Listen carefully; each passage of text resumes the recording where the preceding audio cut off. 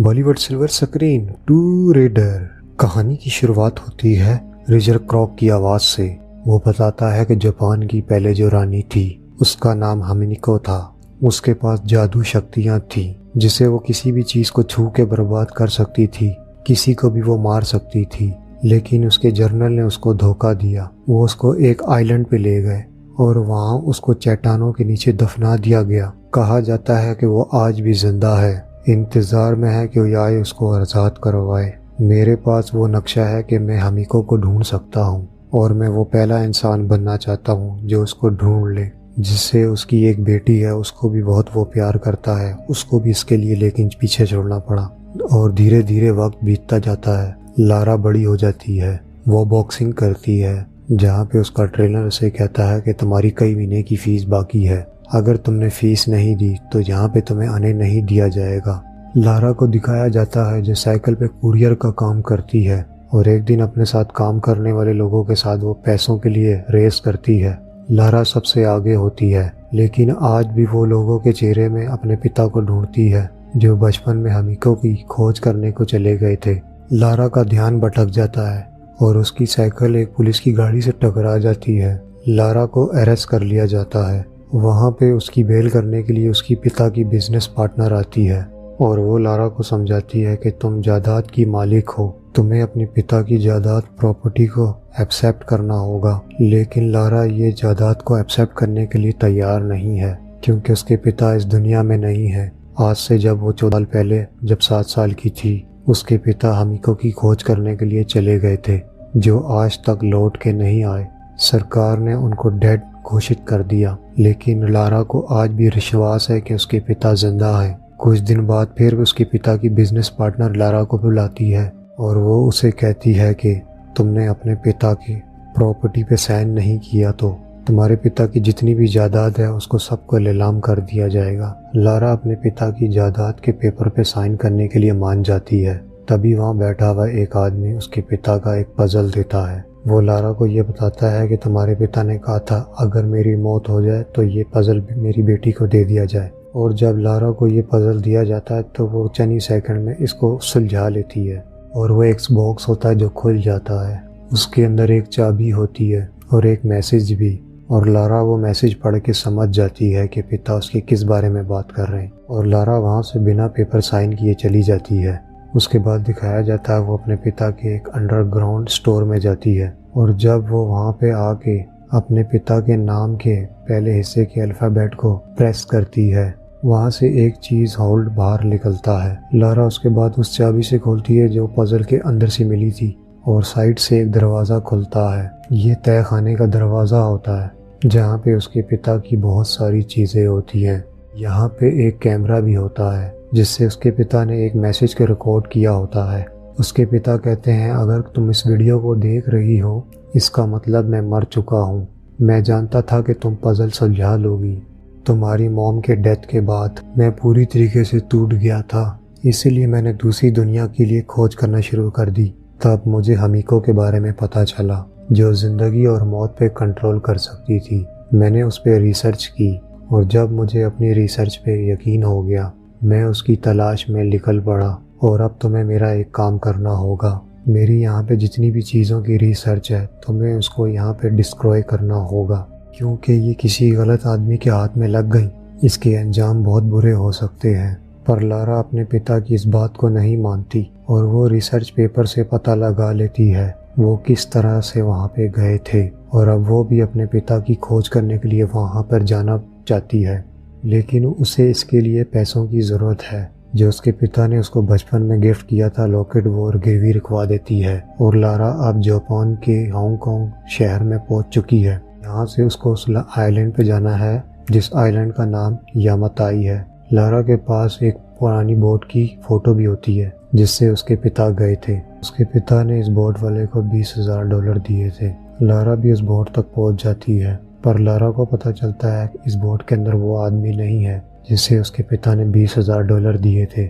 वहाँ पे पर उसका बेटा होता है और वो लारा को बताता है मेरे पिता भी कई साल पहले सफ़र पे गए थे, उसके बाद वो भी कभी नहीं आए। लारा समझ जाती है इसके पिता भी मेरे पिता के साथ ही गए थे और वो दोनों कभी भी लौट के नहीं आए। वो उसको आइलैंड पे चलने के लिए कहती है पर नूरन साफ साफ मना कर देता है। वो कहता है कि जिस आइलैंड पे तुम जाना चाहती हो वो आइलैंड डेविल सीज के मगल में है और वहाँ से कभी भी कोई लौट के नहीं आता। पर लारा उसको पैसों का लालच देती है। वो मान जाता है और ये दोनों उस सफ़र के लिए निकल पड़ते हैं। सफ़र में लारा को अपने पिता के डॉक्यूमेंट से ये पता लगता है ट्रीटी नाम का एक और भी ग्रुप था जो इन शक्तियों की खोज करना चाहता था, लेकिन वो इस शक्तियों का इस्तेमाल दुनिया को कब्जा करने के लिए चाहते थे। उसके बाद रात को फिर समंदर में तूफान आ जाता है और नूरिन बताता है ये तूफान इस बात का सबूत है हम डेविल सीज में पहुंच गए हैं, यानी कि आइलैंड आसपास ही है। और यहाँ पे लहरें इतनी ऊंची होती हैं इसलिए इनको एक बोट से कूदना पड़ जाता है। और जब लारा की आंखें खुलती है तो यामाताई आइलैंड पे होती है और ये यामाताई आइलैंड ही होता है। और उससे पहले कि वो कुछ समझ पाती उसे कोई बेहोश कर देता है। जब उसकी आंखें खुलती हैं तो उसके पास एक मिठाइस नाम का एक आदमी होता है जो यहाँ पे सभी लोगों का लीडर होता है। ट्रीटी ग्रुप के लिए वो काम करता है। वो कहता है मैं यहाँ से सिर्फ एक फ़ोन कॉल ही कर सकता हूँ और तब तक मैं वापस नहीं जा सकता जब तक मैं अपनी रिसर्च को पूरा ना कर लूँ। वो लारा को उसकी पिता की डायरी भी दिखाता है जो उसने लारा के बैग से निकाल ली होती है। वो कहता है दुनिया की ये सबसे कीमती चीज़ है जो मुझे चाहिए थी।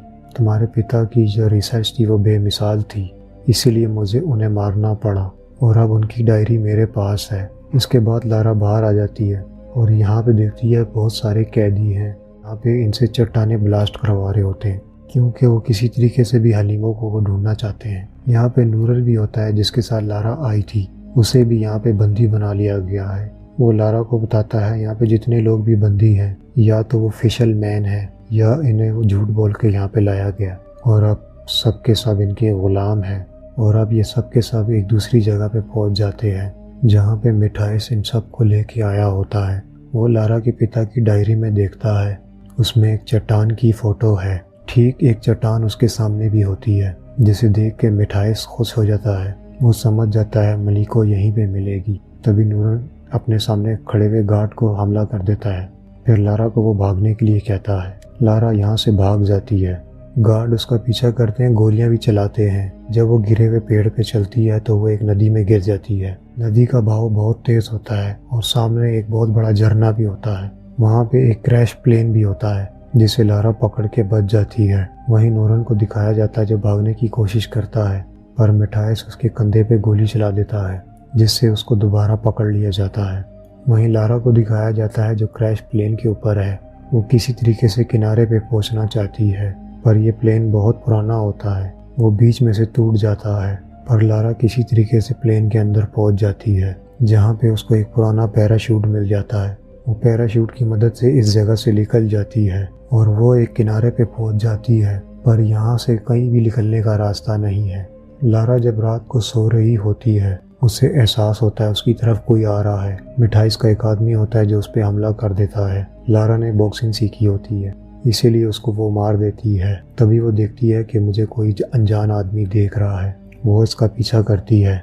वो आदमी एक गुफा में चला जाता है और जब लारा उसके पीछे गुफा में जाती है और वो ये देखती है कि ये और कोई नहीं उसके पिता रिचर्ड हैं। जब लारा उसको बताती है कि मैं आपकी बेटी हूँ तो वो देख के लिपट पड़ता है। अगली सुबह लारा बताती है कि आपकी डायरी मिठाइस के पास है। इससे रिचर्ड बहुत गुस्सा हो जाता है। वो कहता है कि मैंने तुम्हें कहा था वो जला देना। वो बताता है मिठाइस उस पावर का गलत इस्तेमाल करना चाहता है। उसके बाद लारा कहती है हमें यहाँ से निकलना होगा। उसके पिता कहते हैं हम यहाँ से नहीं निकल सकते। वो बताती है मिठाइस के पास एक सैटेलाइट फ़ोन है, अगर हम वो हासिल कर लें हम बाहर से मदद मंगवा सकते हैं। पर रिचर्ड मना कर देता है। वो कहता है मिठाइस के पास पूरी आर्मी है, हम उसका सामना नहीं कर सकते। लारा यहाँ से खुद ही निकल जाती है। वहीं मिठाइस को दिखाया जाता है जो उसको दरवाज़ा मिल जाता है जिसके अंदर जापान की रानी का टून है। वो सैटेलाइट फ़ोन से अपने सीनियर को बताता है हमें टून मिल चुका है, आप यहाँ टून को लेने के लिए किसी को भेज दीजिए। वहीं लारा भी इस जगह पहुँच जाती है। वो गार्ड को यहाँ पे मार के नूरन और यहाँ पे जितने भी लोग होते हैं उनको छुड़ा लेती है। उसके बाद सब के सब गार्ड्स पे हमला कर देते हैं। वहीं रिचर्ड को दिखाया जाता है वो टून्स के दरवाजे के बाहर पहुँच जाता है जिसे ढूंढने के लिए उसने अपनी पूरी जिंदगी लगा दी। लेकिन इस दरवाजे को खोलने के लिए एक पहेली होती है। इस पहेली को सुलझाना होगा तभी ये दरवाज़ा खुलेगा। फिर उसके बाद यहाँ पे मिठाइस भी आ जाता है।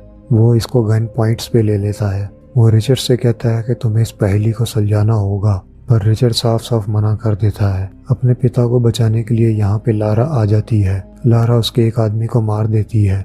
उसके सामने पर होता है मिठाइस, जो उसके पिता को गन पॉइंट पे ले लेता है। वो कहता है अगर तुमने इस पहेली को नहीं समझाया तो मैं तुम्हारे पिता को मार दूंगा। ये पहेली वो पहेली होती है जो बचपन में लारा से पिता उसके सॉल्व करवाया करते थे, और इसीलिए लारा को पता है इस पहेली को कैसे सॉल्व करना है। उसके बाद वो पहेली को सॉल्व कर देती है और यहाँ पे टून का दरवाज़ा गिर जाता है, जो पिछले 2000 सालों से नहीं खुला, और अब के सब इसके अंदर एंटर कर जाते हैं। कुछ ही देर आगे चलने के बाद वो देखते हैं यहाँ आगे गहरी खाई है। यहाँ पे हजारों कंकाल हैं।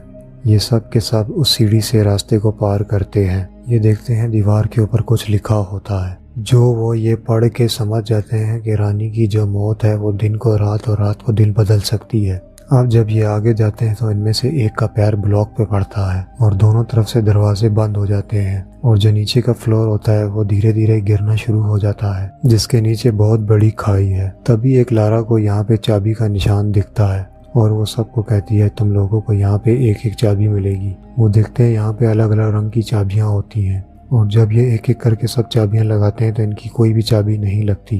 तभी लारा को एक लाइन याद आती है, क्वीन बेस्ट लाइट बिंडट लाइन, यानी कि जिंदगी का रंग हरा होता है। इसीलिए वो येलो कलर की लाइट पे ब्लू कलर की लाइट लगाती है, जिससे ग्रीन कलर बनता है और यहाँ पे दरवाज़ा खुल जाता है। ये देखते हैं कि उनके सामने बहुत पुराना टून है जिसके अंदर हमीको है।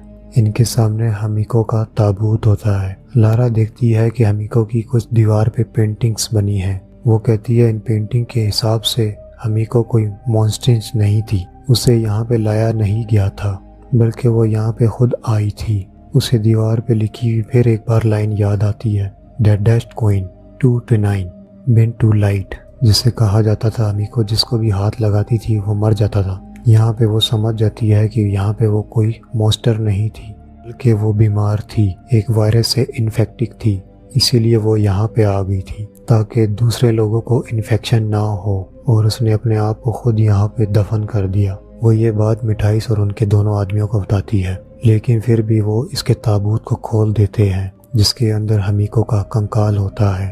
और जैसे ही मिठाइस के दो आदमी हाथ लगाते हैं, एक आदमी उसी टाइम पे इन्फेक्टेड हो जाता है और वो एक मॉन्स्टर और ज़ॉम्बी बन जाता है। इससे पहले कि वो इन्हें मारता, मिठाइस उसको फिर एक गोली मार देता है। और अब मिठाइस को, लारा को, रिचर्ड को समझ आ जाता है। चुनरिटी चाहती है कि उन तक ये वायरस पहुंच जाए। चुनरिटी चाहती है कि पूरी दुनिया में हम लोग कब्जा कर लें। मिठाइस को जब ये बात समझ में आ जाती है कि वो हमीको की एक उंगली काट देता है, क्योंकि उसको पता है कि वायरस नया बनाने के लिए इतना ही काफ़ी है। पर इससे पहले कि वो यहाँ से निकलता, लारा मिठाइस के आदमी पे हमला कर देती है।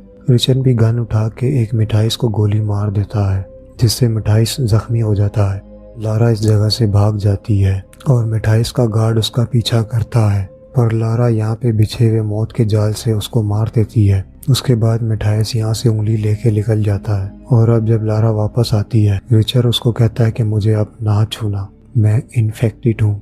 दरअसल वो भी इन्फेक्टेड हो चुका होता है। वो लारा को कहता है मैं अपने आप को और इस पूरी जगह को अपने आप से ब्लास्ट कर दूंगा ताकि वायरस यहाँ से बाहर ना जा सके। लारा जो अपने पिता को ढूंढने में कई साल लगाती है, अब एक बार फिर उसके पिता उससे फिर दूर होने वाले हैं। लारा को ना चाहते हुए अपने पिता को यहाँ पे छोड़ के जाना पड़ता है। वो मिठाइस तक पहुँच जाती है जो वायरस लेके यहाँ से निकलना चाह रहा होता है। इन दोनों के बीच में फाइट होती है। लारा उस सीढ़ी को गिरा देती है जिससे दूसरी तरफ पहुँच सकते हैं। ये देख के मिठाइस डर और गुस्से से भर जाता है, क्योंकि वो जानता है अब मैं यहाँ से नहीं निकल सकता। वो यहाँ से एक हथियार उठा के लारा पे हमला कर देता है और अब वो लारा को मिठाइस मारने वाला होता है। तभी वहाँ पे रिचर्ड को दिखाया जाता है जो बॉम्ब को ब्लास्ट कर देता है। मिठाइस का ध्यान इससे भटक जाता है, जिसका फायदा उठा के लारा उस पे हमला कर देती है।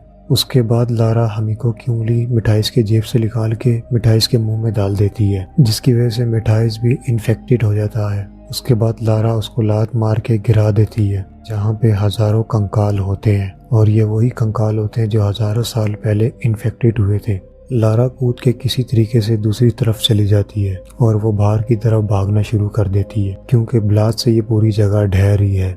उसे वहाँ पे एक रस्सी दिखती है जिसे वो पकड़ लेती है। नूरन ऊपर से रस्सी को पकड़ के खींच रहा होता है। वो लारा को बाहर निकाल लेता है, पर इस आइलैंड से निकलना इतना आसान नहीं है। तभी यहाँ पे एक हेलीकॉप्टर आ जाता है जो मिठाइस ने मंगवाया होता है। ये पायलट को गन पॉइंट पे ले लेते हैं और यहाँ पे जितने भी गुलाम होते हैं वो सब के सब यहाँ से आज़ाद हो जाते हैं। और दोस्तों, ये फिल्म 2018 में रिलीज हुई थी और आयरन टीवी पर इसकी रेटिंग 6.3 है। और दोस्तों, उम्मीद करते हैं आपको ये कहानी भी पसंद आई होगी।